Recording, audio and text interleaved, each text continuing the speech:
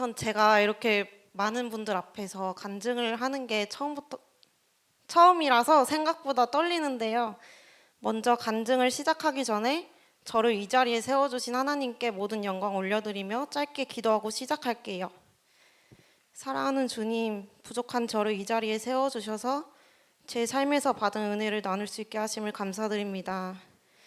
이 시간 성령님께서 함께하여 주셔서 마음과 생각, 제 입술을 주관하여 주시옵소서.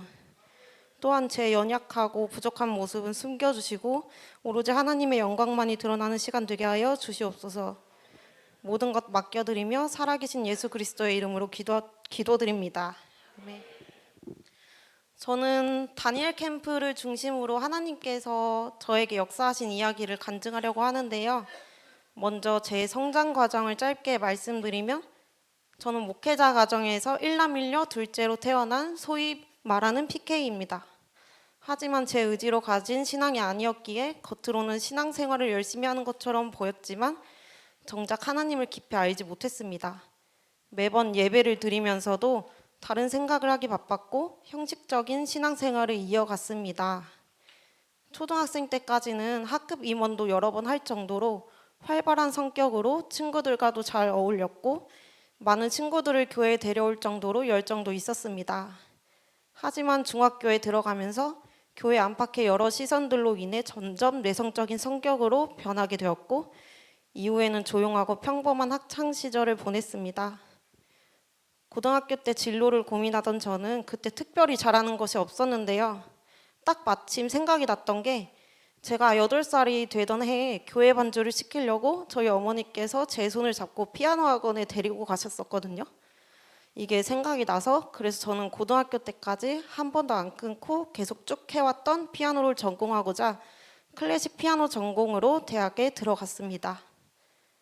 2017년부터 2020년까지의 대학 생활도 아무 일 없이 평범하게 흘러갔습니다. 하지만 학부 졸업 연주날 제 인생에서 잊지 못할 충격적인 일이 일어났습니다. 연주 도중에 갑자기 머릿속이 백지가 된 것처럼 악보가 생각이 나지 않았는데요. 제 평생에 그런 일은 처음이었고 당황한 저는 저도 모르게 순간적으로 잠깐 연주를 멈추게 되었는데 다행히 금방 다시 생각이 나서 계속 연주를 이어갈 수 있었지만 연주자로서 치명적인 큰 실수를 하고 말았습니다. 초등학교 때부터 수많은 대회와 연주, 입시와 실기시험을 치르며 무대에 많이 섰었지만 연주 중에 악보가 생각이 나지 않아서 손이 멈춘 것은 그날이 처음이었습니다. 그 일은 저에게 너무나 큰 충격이었고 한동안 자존감도 많이 무너졌었습니다. 저는 졸업 연주에서 제 실수로 연주를 망친 것이 너무 마음에 들지 않았고 마음에 한이 되었기 때문에 그 일 이후로 하나님께 간절히 기도했습니다. 하나님, 다시 무대에 설 수 있게 해주세요. 다시 연주할 수 있는 기회를 주세요. 기회를 주시면 하나님의 영광이 드러나는 연주를 할게요 라고 기도를 했는데요. 그렇게 2021년도에 대학을 졸업한 뒤 음악을 계속하고 싶은 마음은 있었지만 현실적인 어려움으로 인해 음악을 계속하지 못하고 학원에서 아이들을 가르치기도 하고 마케팅 회사에서 직장 생활도 하면서 여러 일을 해왔습니다.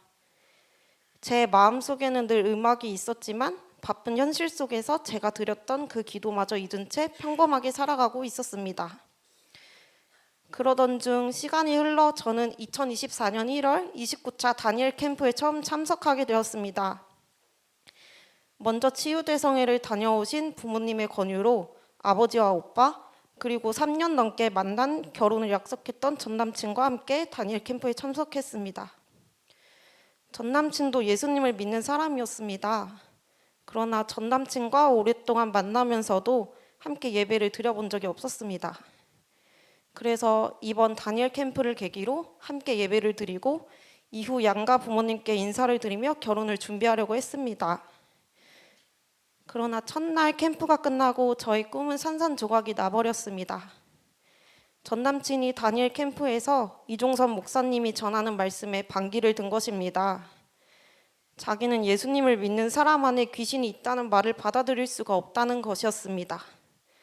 사람의 몸은 성령님이 거하시는 거룩한 성전인데 귀신이 어떻게 있을 수 있어? 라고 말하며 자기는 모태신앙인데도 불구하고 예수님이 귀신을 내쫓는 사역들을 전혀 들어본 적 없다며 강하게 거부했습니다. 월요일 새벽부터 시작해 아침까지 우리는 서로 성경 말씀을 찾아가며 잠 한숨도 못 자고 밤새도록 많은 이야기를 나누었지만 결국 전 남친은 저를 혼자 두고 아침에 다니엘 캠프를 떠나버렸습니다. 캠프 내내 마음이 너무 복잡했고 예배에도 집중하기 어려웠습니다. 하나님을 원망하지는 않았지만 왜 이런 일이 일어났는지 이해할 수 없었습니다. 캠프 이후에 만나서 다시 이야기를 나누었지만 결국 이 일을 계기로 헤어지게 되었습니다. 그 당시에는 너무 힘들고 고통스럽고 모든 상황들이 이해되지 않았습니다. 하지만 지금은 다릅니다. 다니엘 캠프에서 하나님의 은혜를 받으면서 생각했습니다. 만약 그때 다니엘 캠프에 오지 않았더라면 어떻게 되었을까? 그대로 결혼을 했다면 어떻게 되었을까?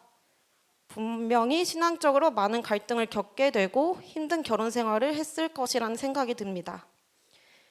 그리고 나서 또 생각하면 할수록 하나님께서 저를 보호하시고 내 뜻과 내 계획대로가 아니라 하나님의 뜻대로 가장 좋은 길로 인도하고 계셨다는 사실을 깨닫게 되었습니다. 그냥 형식적으로 교회를 다니며 기독교면은 다 같은 신앙일 것이라고 생각했던 제가 29차 다니엘 캠프를 통해 신앙의 방향성과 말씀의 중요성을 더욱 깊이 깨닫게 되었습니다. 하나님께서는 그 사건을 통해 제 믿음을 더욱 견고하게 세우셨고 말씀을 더욱 신뢰하도록 역사하셨습니다. 29차 캠프 이후에 30차 여름 다니엘 캠프에 다시 오는 것은 쉽지 않았습니다. 가야 한다는 마음은 있었지만 솔직히 다시 오고 싶지 않았습니다. 하지만 그렇게 참석하게 된 30차 다니엘 캠프에서 하나님께서는 제가 예상하지 못했던 또 다른 은혜를 허락해 주셨습니다. 예배 시간에 저희 오빠와 제가 속한 팀이 앞자리에 앉게 되었었는데 마침 맨 앞자리에만 몇 자리가 비어 있었습니다. 사실 제 마음은 아예 맨 앞자리 말고 두세 번째 줄쯤에 앉으려고 했었고 앉을 자리를 찾던 친오빠에게 우리 그냥 맨 앞에 가서 앉자라고 말을 했었는데 그 선택과 그 자리가 하나님께서 준비하신 자리인 줄은 전혀 알지 못했습니다. 그날 말씀을 전하시던 이종선 목사님께서 맨 앞줄에 앉아 있는 청년들을 앞으로 나오게 하셨고 공개 사역의 시간이 있었습니다. 많은 사람들 앞에 나서는 것을 두려워하고 좋아하지 않았던 저였지만 꼭 사역을 받아야겠다라는 마음을 가지고 앞으로 올라갔습니다. 그리고 사역을 받는 순간 그 자리에서 저는 성령님이 제 몸을 터치하고 계신다는 것이 확 느껴졌습니다. 목사님이 제 몸에 손을 대지도 않으셨는데 제가 뒤로 넘어졌었고 귀신을 내쫓을 때 전에 나오지 않던 기침이 나오기 시작했습니다. 악한 영이 나오는 현상이 저에게도 나타나게 된 것입니다. 이 일이 있고 나서부터 제 몸에서 조금씩 악한 영이 반응을 하기 시작했습니다. 30차 다니엘 캠프에 오기 전에 몇 달 동안 부모님과 함께 치유대성에 참석한 적이 있었는데 그때에도 악한 영이 나오는 현상이 없었던 제가 30차 캠프 이후부터 악한 영이 나오는 현상이 기침으로부터 나오기 시작한 것입니다. 그리고 성령의 기름 부음을 받을 때는 성령을 몸으로 강하게 느끼기 시작했습니다. 성령의 기름 부음 사역과 축기 사역을 받을 때 몸에 무언가 강한 힘이 느껴지면서 온 몸이 떨리고 가만히 있지를 못할 정도로 큰 반응도 나타났습니다. 축기를 할 때 무속과 불안, 두려움 등등 내 속에서 이것저것 더러운 악한 영들이 반응을 보이며 내 안에서 쫓겨났습니다. 다른 사람들에게만 있지만 저에겐 없을 것만 같았던 귀신이 저에게도 있었고 내쫓을 만큼 내쫓았는데도 계속해서 나오는 것을 보고 조금 충격을 받기도 했습니다. 29차 캠프에서는 하나님께서 저를 보호하고 계셨음을 깨닫게 하셨다면 30차 캠프에서는 다시 하나님 앞으로 나아오게 하시고 또 저를 만나주시고 성경 말씀이 진짜라는 것을 깊게 믿을 수 있게 되는 은혜를 경험하게 해주셨습니다. 이후 저는 하나님께서 제게 주신 달란트로 섬기고 싶은 마음이 더욱 커져서 2025년에는 섬김이로 신청을 하고 이후에는 치유대성의 찬양팀에 신청을 해서 섬기고 있으며 지금은 예언의 은사와 영적인 분별력을 허락해달라고 기도하고 있습니다. 여러분 혹시 제가 아까 말씀드렸었던 학부 졸업 연주 후의 기도 기억나시나요? 저는 그때 했던 기도도 까먹고 지내고 있었는데 생각지도 못한 25년에 제가 기억도 하지 못했던 기도를 하나님께서는 들어주셨습니다. 작년 7월에 졸업한 지 5년 만에 저희 학부 때 실기 교수님과 같은 클래스 제자 2명이 함께 무대를 할 수 있게 해주셨으며 그 계기로 오랫동안 마음속으로만 가지고 있었던 음악의 꿈, 비전을 다시 꿈꿀 수 있게 해주셨습니다. 그리고 바로 다음 달 32차 다니엘 캠프에서는 비전에 대한 확신뿐만 아니라 하나님의 인도하심을 더욱 확신하게 되었으며 그 다음 달 9월에는 생각지도 못했던 인서울대학원의 음악예술경영학과로 들어갈 수 있게 인도해 주셨습니다. 한때 제가 대학원을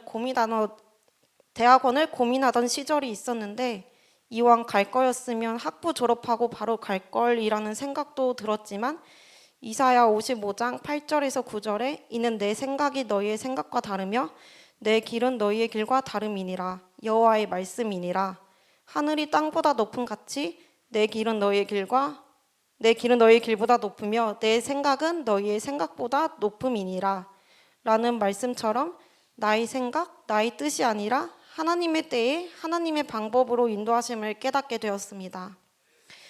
또 지금 와서 돌이켜보면 하나님께서는 제가 잊고 있던 기도까지도 잊지 않으시고 가장 좋은 때에 응답하셨고 그 연주뿐만 아니라 한국음악교수법협회, 온열 앙상블 등을 통해 다른 연주자들과의 만남을 갖게 하셨습니다. 또한 올해 11월에 예정된 연주회와 내년 하반기에 석사 졸업을 위한 1시간 독주 리사이틀까지 계속해서 연주의 기회를 주셔서 연주자로 사용하시려는 하나님의 뜻을 깨닫게 되었습니다. 아까 말씀드렸듯이 저에게는 하나님께서 주신 찬양 사역의 비전이 있습니다. 확신이 없었기에 계속 마음속으로만 품고 있었다가 32차 다니엘 캠프에서 완전한 확신이 생겼는데요. 언젠가 하나님께서 허락하실 그때에 제 스튜디오에서 많은 사람들과 함께 찬양 사역을 하면서 음악을 하고 싶은데 각자의 여러 사정과 형편으로 인해 어려워하는 아이들을 도와주고 그들 중에 하나님을 모르는 이들에게 하나님을 전하는 것이 제 비전입니다. 교회에서 반주하는 것이 저에게는 늘 당연한 것이었고 귀찮을 때도 많았지만 확실하게 비전을 받고 난 후로부터 하나님께서 주신 달란트로 섬기는 모든 자리마다 감사함으로 섬기고 있습니다. 오늘 오전에 특강한 유희 언니가 29차 때에는 간증을 했었는데요. 그때 유희 언니가 하나님의 비전을 품으세요. 비전이 없다면 하나님께 비전을 찾게 해달라고 기도해보세요. 비전이 있는 삶과 비전이 없는 삶은 삶 자체가 달라요 라는 말을 했었는데 저는 이 말이 아직까지도 기억이 납니다. 여러분, 다니엘 캠프는 살아계신 하나님이 역사하시는 캠프입니다. 다니엘 캠프는 성경 말씀대로 행하시는 하나님을 경험하는 캠프입니다. 혹시 이 자리에 계신 분들 중에 아직 비전이 없으신 분들이 계시다면 이번 34차 다니엘 캠프를 통해 하나님을 만나시길 바라며 하나님께서 주시는 비전을 품게 되시길 예수님의 이름으로 축복합니다. 저도 다니엘 섬김이로서 여러분이 은혜를 받도록 열심히 섬기겠습니다. 감사합니다.